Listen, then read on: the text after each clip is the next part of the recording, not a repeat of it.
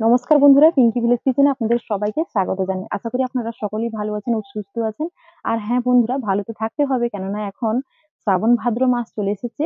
আর শ্রাবণ ভাদ্র মাসের দিকে আমাদের গ্রামের দিকে প্রচুর তাল পড়ে। আর আপনাদের তালের পিঠা খাওয়ার জন্য ভালো তো থাকতে হবে। তার জন্য দেখুন এখন কিন্তু তাল নিয়ে বসে পড়েছি। আর জানেন তো, গ্রামের দিকে আমাদের যে তালটা পড়ে, এই তাল দিয়ে আমরা বিভিন্ন রকমের রেসিপি বানিয়ে থাকি। তবে আজকে আপনাদের সঙ্গে একদম কিন্তু নতুন ভাবে একটি রেসিপি শেয়ার করতে চলেছি। প্লিজ আপনারা প্রথম থেকে শেষ পর্যন্ত পুরো রেসিপিটি দেখবেন। হ্যাঁ বন্ধুরা, আজকে বানাতে চলেছি শিরা শিরা তালের পিঠা। তালের বড়া তো আপনারা অনেক খেয়েছেন, কিন্তু একটিবার হলেও আপনারা এই তাল দিয়ে এই রেসিপিটি বানিয়ে খেয়ে দেখবেন। খেতে কিন্তু ভীষণ ভালো হয়, আর বানানো একদম কিন্তু সহজ, খুব তাড়াতাড়ি ঝটপট বানানো হয়ে যায়। এমন ভাবে রেসিপিটা আপনাদের সঙ্গে শেয়ার করব, আপনারা দেখলেই কিন্তু বানিয়ে নিতে পারবেন। তাহলে বন্ধুরা দেখতে থাকুন প্রথম থেকে শেষ পর্যন্ত পুরো রেসিপিটি। এখন তাল থেকে তালের পাল্পটা বের করে নেব। তবে আপনারা সবাই কিন্তু জানেন তালের পাল্প কিভাবে বের করা হয়। তাই আজকে আমি তালের পাল্পটা বের করা দেখাচ্ছি না, তবে ভিডিওটা অনেকটাই বড় হয়ে যাবে। তার জন্য এখন তালের পাল্পটা আমি বের করে নেব। এখানে দেখুন তালের পাল্প কিন্তু আমি বের করে নিয়েছি। আর এখানে ১ কাপ মতো তালের পাল্প নিয়েছি। এই ১ কাপ তালের পাল্প হলেই কিন্তু হয়ে যাবে। আর একদম ঘষে ঘষে শক্ত এভাবে করে তালের পাল্পটি আমি বের করে নিয়েছি, কোনো রকম জল না দিয়ে। প্রথমে কড়াইয়ের মধ্যে তালের পাল্প দিয়ে একটুখানি নেড়ে চেড়ে ফুটিয়ে নেব। এর মধ্যে দিয়ে দিচ্ছি স্বাদ অনুযায়ী লবণ। দেখুন নেড়েচেড়ে এভাবে একটু ফুটিয়ে নিয়েছি। চালের পাল্প থেকে কিন্তু সুন্দর একটা গন্ধ বেরিয়েছে। এখন আমি এর মধ্যে দিয়ে দেব ফুটিয়ে জাল করা আছে গরম দুধ ১ কাপ।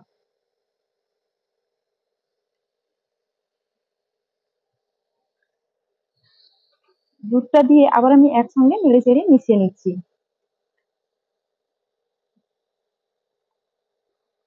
এবার এর মধ্যে দিয়ে দিচ্ছি ১ কাপ জল।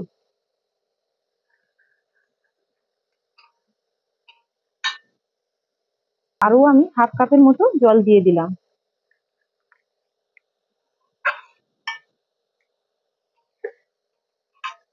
এবার এখানে দিয়ে দেব কোরানো নারকেল, এই বাটি মেপে ১ বাটি মতো দিয়ে দিচ্ছি। এখানে ১ চামচের মতো দিয়ে দিচ্ছি গাওয়া ঘি। ঘিটা দিয়ে দিলে ফ্লেভারটা ভালো হবে আর খেতেও ভীষণ ভালো লাগবে।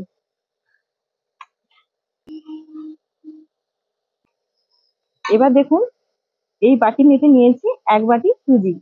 তো সুজিটা দিয়ে দেব আর এভাবে নাড়তে থাকবো। এই সময় গ্যাসের আঁচটা একদম কিন্তু কম করে রেখেছি।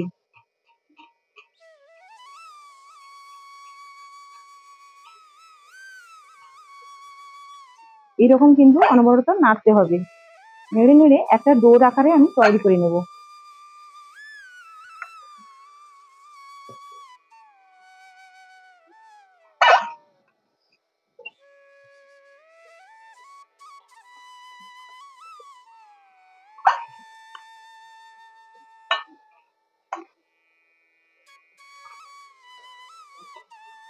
দেখুন নেড়ে নেড়ে এভাবে শক্ত একটা ডো কিন্তু আমি তৈরি করে নিয়েছি। আর এখন দেখুন কড়াই থেকে কিন্তু ছেড়ে আসছে, এরকম টাইপের হবে।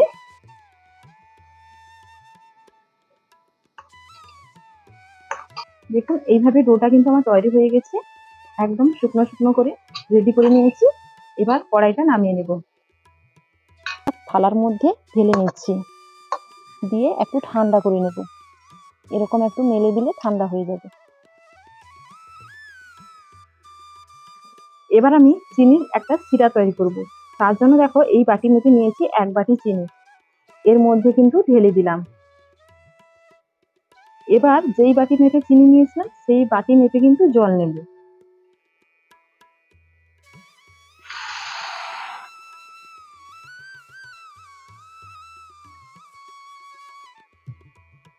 এখানে আমি ১.৫ বাটি পরিমাণে জল দিয়ে দিলাম।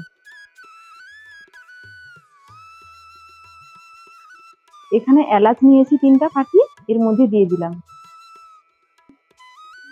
এবার নেড়ে চেড়ে একসঙ্গে মিশিয়ে নিচ্ছি, যাতে চিনির দানাগুলো বেশ ভালোভাবে কিন্তু গলে যায়। দেখুন চিনির শিরা কিন্তু ফুটতে শুরু করেছে, আর চিনির দানাগুলো কিন্তু গলে গেছে। তবে এটা খুব বেশি তারের মতো আমি শিরা তৈরি করব না, এভাবে ফুটে উঠলেই হয়ে যাবে। এটাকে নামিয়ে এক সাইডে রেখে দিচ্ছি। এবার এগুলো একটু ঠান্ডা হয়ে গেছে, তার জন্য দেখো হাতের মধ্যে একটুখানি সাদা তেল মেখে নিয়েছি, দিয়ে এগুলোকে ভালো করে প্রথমে ঠেসে নেব।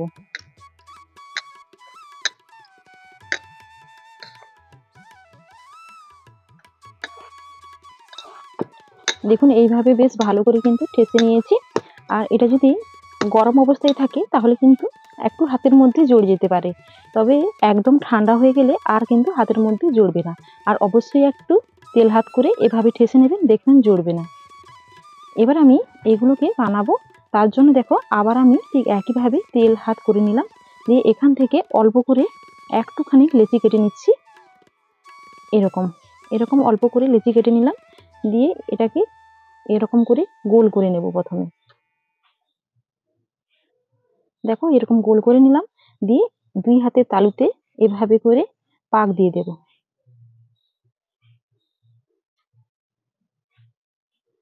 দেখো এইরকম করে পাক দিয়ে বানিয়ে নিচ্ছি। এখানে এই থালার মধ্যে রেখে দিচ্ছি, ঠিক একইভাবে করে বাকিগুলোও আমি রেডি করে নেব।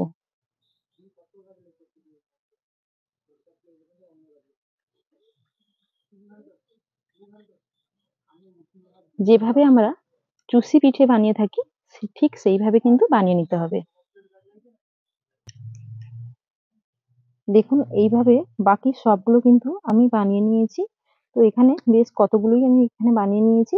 এবার আমি এগুলোকে ভেজে নেব। কড়ার মধ্যে দিয়ে দিচ্ছি সাদা তেল।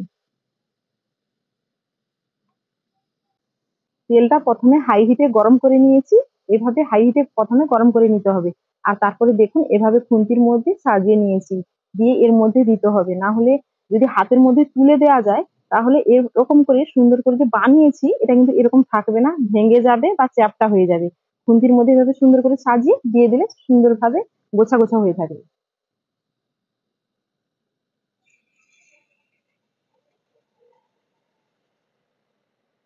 প্রথমে নাড়াবো না, একটুখানি এরকম থাকবে, কেননা সঙ্গে সঙ্গে নাড়ালে ভেঙে যাবে।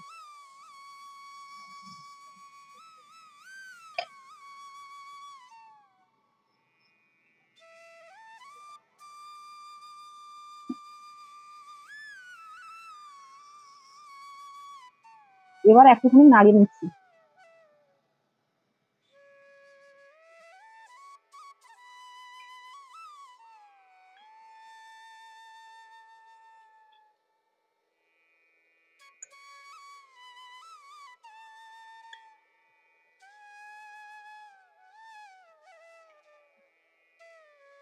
দেখুন এগুলো কিন্তু ভাজা হয়ে গেছে, এবার ছানটা দিয়ে ছেঁকে আমি তুলে নিচ্ছি।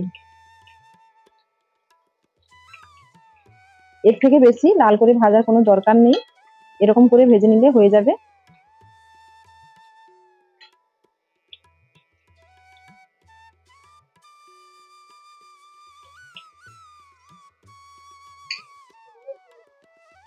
আর এখানে দেখুন চিনির শিরাটা এখানে আছে, ঠান্ডা হয়ে গেছে, তবে কোনো রকম অসুবিধা হবে না, এগুলো গরম গরম এই শিরার মধ্যে দিয়ে দেবো।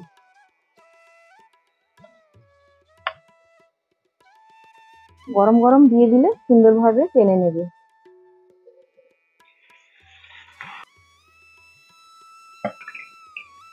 এগুলো এভাবে হালকা করে একটুখানি নাড়িয়ে দিতে হবে, খুব বেশি নাড়াচাড়া করা যাবে না, না হলে ভেঙে যেতে পারে। যখনই দেখবেন ছাড়ার পর এরকম হালকা লালচে কালার ধরে সবগুলো ওপরের দিকে ভেসে উঠে পড়েছে, তখনই বুঝে নেবেন যে ভাজাটা ঠিকঠাক ভাবে হয়ে গেছে। তখন থেকে এভাবে তুলে নিতে হবে। আর সঙ্গে সঙ্গে চিনি শিরার মধ্যে দিয়ে দিতে হবে। এগুলোকে এক সাইড করে দিয়ে এখানে দিয়ে দিলাম, এগুলো একসঙ্গে চিনি শিরার মধ্যে ডুবে যাবে।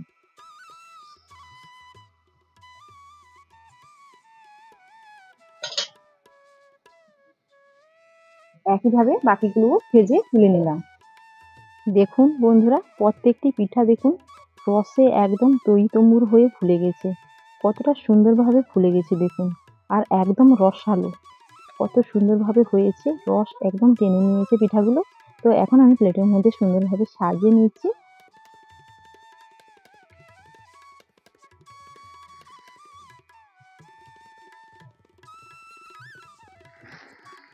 দেখুন পিঠাগুলো কত সুন্দরভাবে আমি সাজিয়ে নিয়েছি প্লেটের মধ্যে। কতটা ভালো লাগছে দেখতে, বানানো ঝটপট হয়ে গেছে। আর আপনাদেরকে দেখিয়ে দিচ্ছি পিঠাগুলো কতটা জুসি হয়েছে। দেখুন একদম নরম তুলতুলে আর রসে একদম কিন্তু ভরা।